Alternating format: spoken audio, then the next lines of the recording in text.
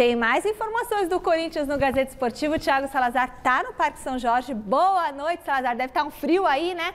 Quero saber uma coisa. Teve atualização na situação do Rafael Ramos? E como que está a preparação para o jogo contra o Boca?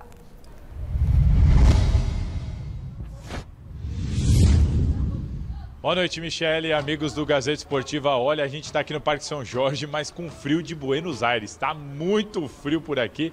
Mas vamos falar então, vamos começar falando, como você disse aí, da atualização do caso do Rafael Ramos. Ele que é acusado de uma suposta injúria racial contra o Edenilson na última partida lá no Beira-Rio contra o Internacional. E agora, o Rafael Ramos provavelmente vai ter que se defender também na esfera esportiva e não só na esfera criminal. Isso porque a Procuradoria do STJD solicitou a abertura de inquérito para apurar o caso. Na prática, isso não significa muita coisa, porque o STJD não tomará nenhuma medida enquanto a Polícia Civil não resolver o caso. Então, dificilmente o STJD vai se manifestar. Mas fica o registro, que não é só na esfera criminal, mas também na esfera esportiva que o Rafael Ramos vai ter que tratar sobre esse caso. Lembrando que, por enquanto, é só uma acusação de uma suposta injúria racial. Ainda não tem nenhum fato conclusivo sobre isso. Mas vamos falar de Boca Juniors e Corinthians. A bola vai rolar às 9h30 da noite lá na Bombonera, penúltima rodada da fase de grupos do Grupo E da Copa Libertadores da América. E vamos fazer aqui um exercício bacana. Vamos comparar os momentos de Boca e Corinthians, começando pelos mandantes. Coloca aí na tela.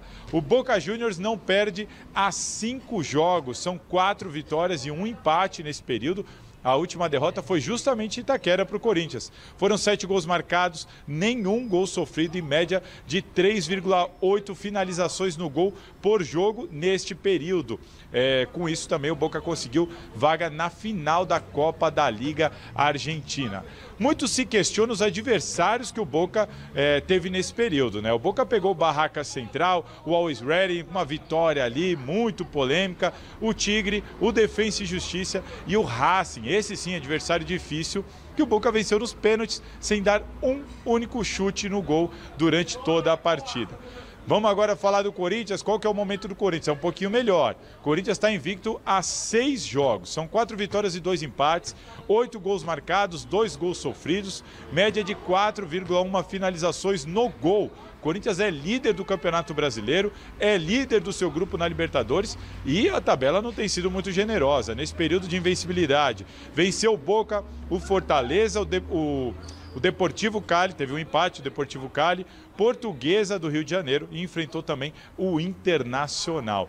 Claro que a partida ainda não é decisiva para o Corinthians, mas o clima que está se criando em Buenos Aires está trazendo esse ar de decisão. Tem muito corintiano lá em Buenos Aires preparado para apoiar o Corinthians e a adesão da Fiel foi tão grande que o Corinthians solicitou 500 ingressos a mais para a diretoria do Boca Juniors, porque tem mais corintiano do que ingresso à venda para a torcida aqui de São Paulo, Michele.